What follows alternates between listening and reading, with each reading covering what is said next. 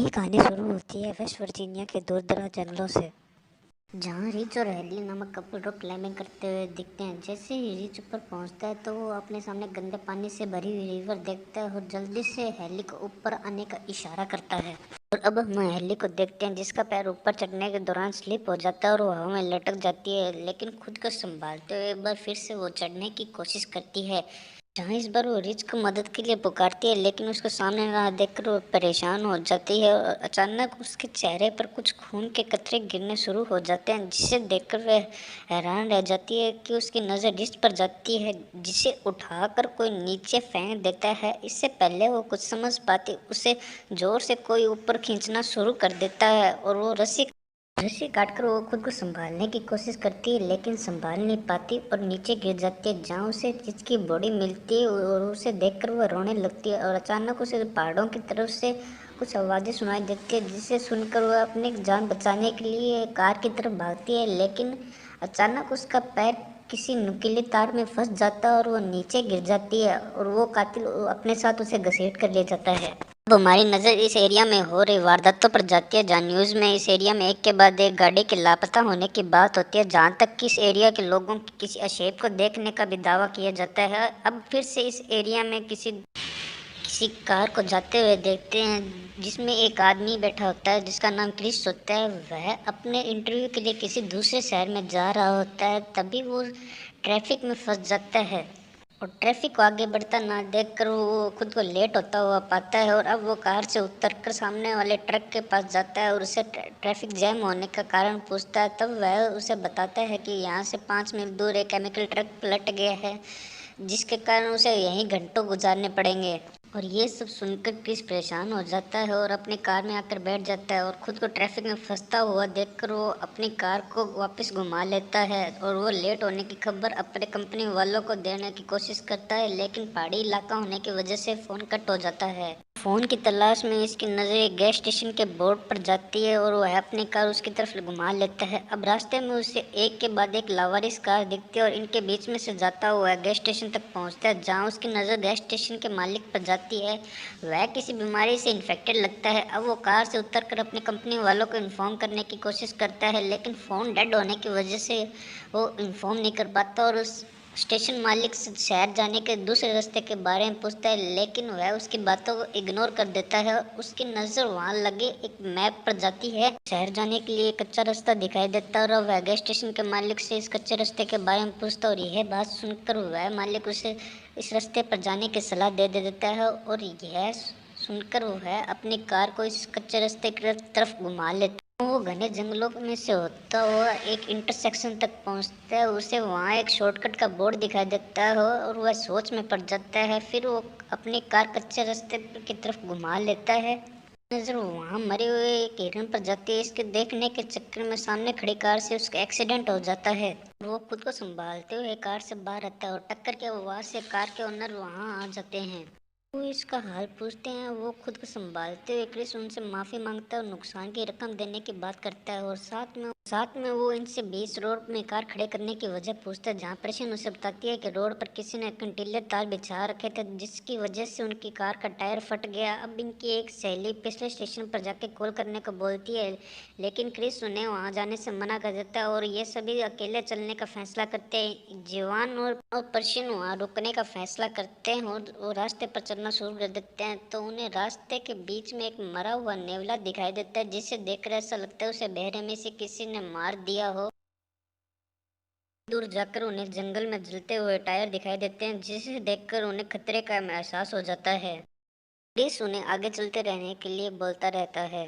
Persian और Ivan को देखते हैं, जिन्हें पास की झाड़ियों से कुछ हलचल महसूस होती है और वो इस जगह को देखने के लिए जाता है और पर्शियन उसे वहां ना पाकर परेशान हो जाती है और इसे ढूंढने के लिए इसके पीछे जाती है, जहां चलते चलते उसकी नजर इवान के एक जूते पर पड़ती है और जैसे ही इसके करीब पहुंचती है तो इवान का कटा हुआ कान दिखाई देता है और उसे देखकर वह रोने लगती है और तभी उसको उसके पीछे से हमला कर देता है और इसे मौत के घाट सुला देता है और वहीं बाकी सब लोग को रोड के आखिर में देखते हैं जहाँ सभी मदद के लिए निकल पड़ते हैं। चलते चलते इनकी नज़र एक घर पर जाती है और वो मदद मांगने के लिए घर की तरफ पर जाते हैं। बहुत सारे कारों को देखकर परेशान हो जाता है और मदद मांगने के लिए घर का दरवाज़ा नॉक करता है। जल्दी ही उनको पता चलता है कि इस घर में कोई नहीं रहता और सब कॉल करने के लिए घर के अंदर चले जाते हैं। इनकी नज़र खाने के टेबल पर जाती है जिसे देखकर ऐसा लगता है कि बरसों से यहाँ किसी ने साफ सफाई नहीं की। और दूसरी तरफ चश्मे और गाड़ियों की चाबियाँ मिलती है और जैसे ही क्रिस फ्रिज खोलता है तो उसके होश उड़ जाते हैं। बहुत सारे इंसानी अंगों को देखते हैं और जैसी को भी कमरे में वही कंटीले तार दिखाई देते हैं जिससे उसके गाड़ी का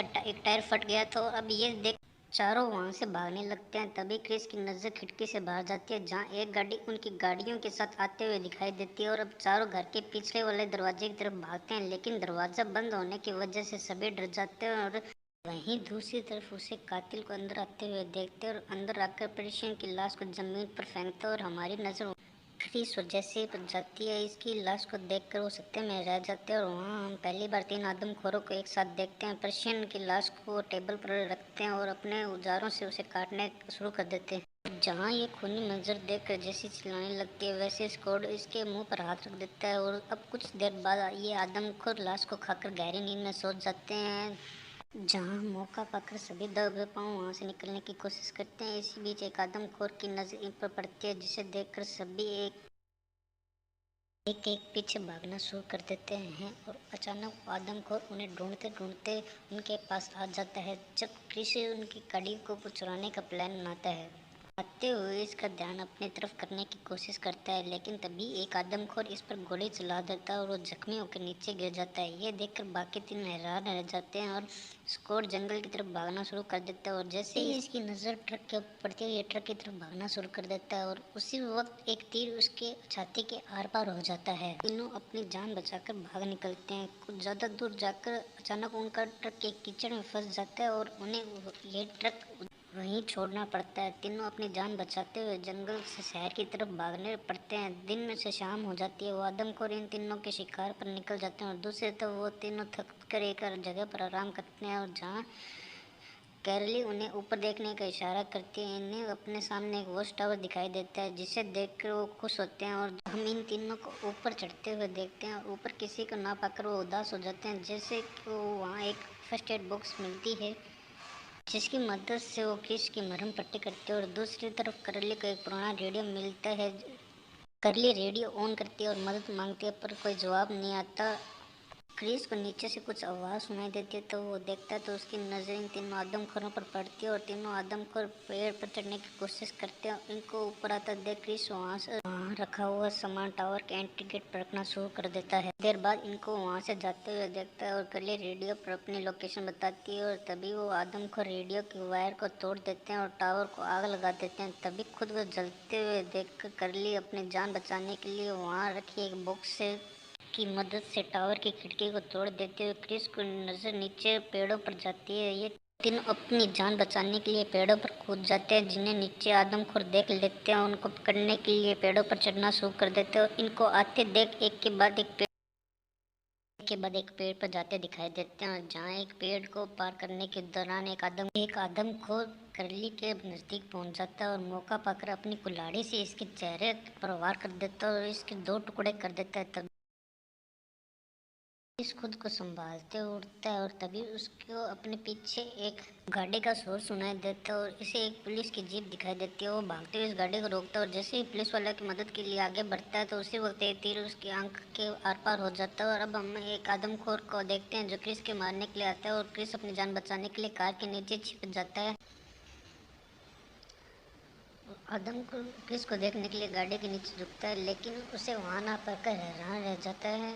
और अब हमारी नज़र इस घर में जाती है जहाँ जैसी को इन्होंने बांध रखा होता है। और जैसे ही वो आदमखोर इसे मारने जाता है तभी उसे एक गाड़ी की आवाज़ सुनाई देती है जिसे देखने के लिए वो दरवाजे की तरफ जाता है। तभी इस गाड़ी से हमला कर देता है और आखिरी बचे हैवान को एक नुकीले तीर से मार देता है। क्रिस जैसे को बचाते हुए उसे खोलने लग जाता है। इसी बीच एक आदमखोर इस पर पीछे से हमला कर देता है। अब क्रिस को मरता देखकर जैसी पास रखी एक तीर की मदद से इसे मार देती है और अब दोनों घर से बाहर आ निकलते हैं। लेकिन उसी बीच क्रिस की नज़र पुलिस की गाड़ी पर जाती है, जहां गाड़ी के फ्यूल बॉक्स को निशाना बनाता है और जिसके चलते वहां एक जोरदार धमाका होता है, जिसके कारण घर के परखच्चे उड़ जाते हैं।